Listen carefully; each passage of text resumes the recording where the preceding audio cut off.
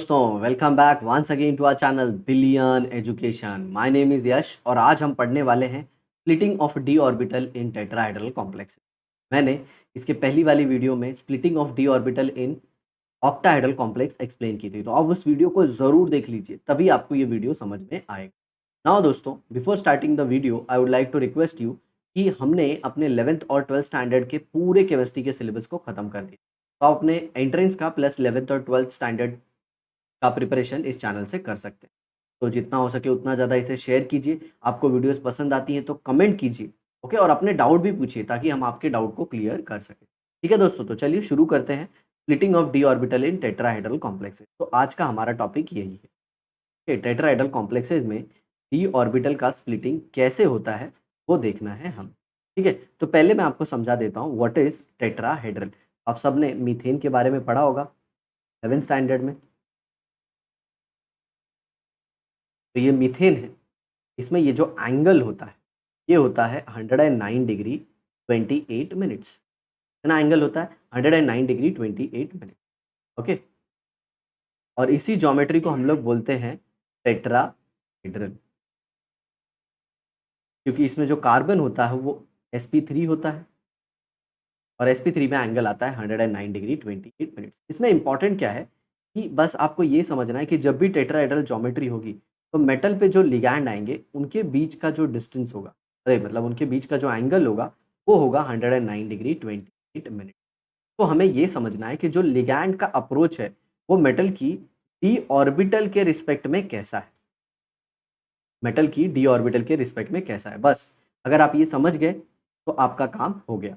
Okay, चलिए पहले आप मेटल की डी ऑर्बिटल देख लीजिए। मेटल में टोटल 2 प्रकार की डी ऑर्बिटल होती है। पहला ईजी सेट और दूसरा होता है T2G। ईजी मतलब along the axis. Along the axis में ये है, ये है, ये है, ये है, ये एक्स एक्सिस, ये वाई एक्सिस, और इस ऑर्बिटल को हम कहते हैं Tx स्क्वायर माइनस वाई।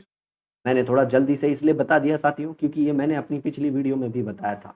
और ये देखिए, ये ऐसे, ये हो गया डी, और ये जेड हो गया, ये एक्स, और फिर या फिर वाई भी ले सकते हो, okay? और ये हो गया डी जेड स्क्वायर।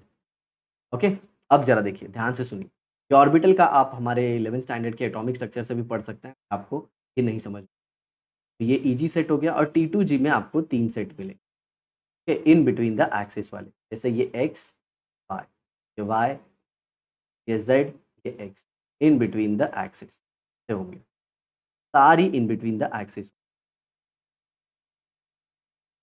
ओके, तो अगर मैं ये एक्सिस को ले रहा हूँ, मान लीजिए ये एक्स है और ये वाई है, तो इस पे कितना एंगल पे होती है?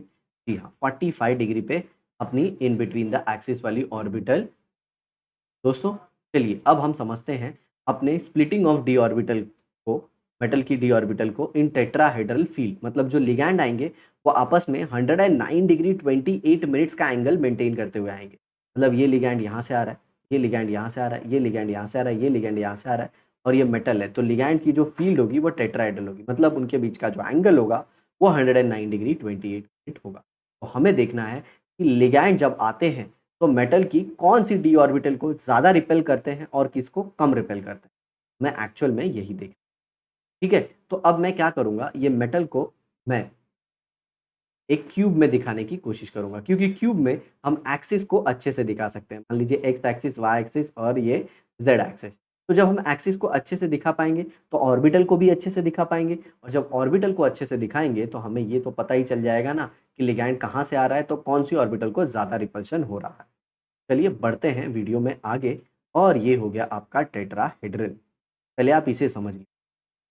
तो ये देखिए, ये आपका लिगैंड हो गया, ये एक लिगैंड, ये एक लिगैंड, ये एक लिगैंड, ये एक लिगैंड। हम किसी 2 लिगैंड को ले लेंगे। ये देखिए, ये 2 लिगैंड है। ओके, इनके बीच का ये पूरा एंगल जो है, चलिए कोई दूसरा कलर लेते हैं, कोई ब्राइट कलर, तो ग्रीन ले लेते हैं, तो इससे समझने में आसानी होगी। अब ये लिगैंड के 2 लिगैंड के बीच का एंगल मैंने आपको बता दिया। ये कितना होता है? 109 डिग्री 28 मिनट, ठीक है? और अपनी जो अलोंग द एक्सिस है, वो वाली ऑर्बिटल किस पे होंगी? वो वाली ऑर्बिटल होंगी इस पे। तो देखिए यहाँ,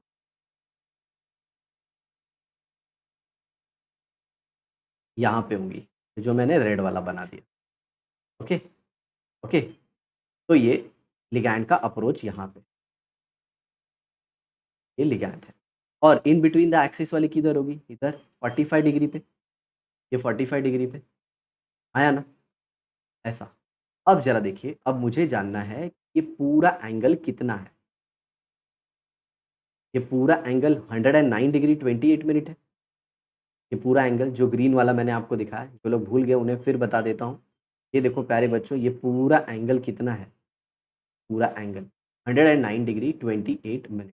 अब मैं आपको ये बताना चाहता हूँ कि मुझे जानना है सिर्फ़ ये वाला एंगल। ये देखिए, ये पूरा एंगल कितना है? 90 डिग्री है। जी, 2 एक्सिस के बीच में। सर उसे रेड कलर से दिखाओ ना सर, तभी समझ में आएगा।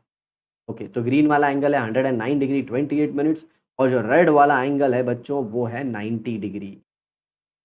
क्या है? 90। तो 100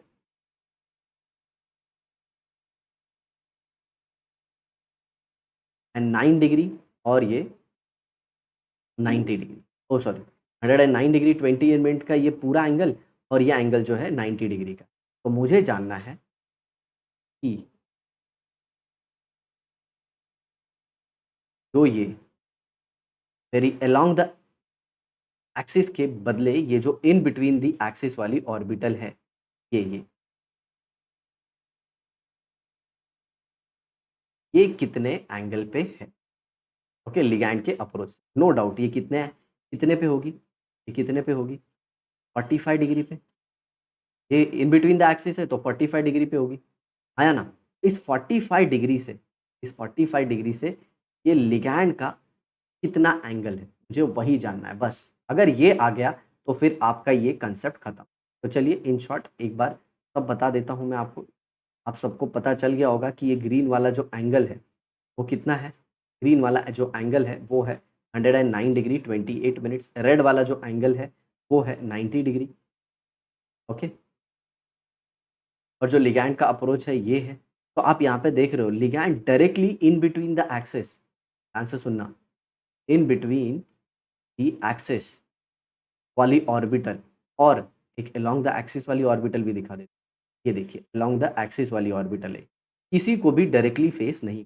ये पहला पॉइंट बहुत ज़्यादा इंपॉर्टेंट आपको याद रखना है, क्योंकि लिगैंड यहाँ से आ रहा है, लिगैंड ऐसे आ रहा है, ऐसे ऐसे। और अपनी जो ऑर्बिटल है रेड वाली तो यहाँ पे है, ये रेड वाली इधर है, ये इन बिटवीन द एक्सिस है रेड वाली।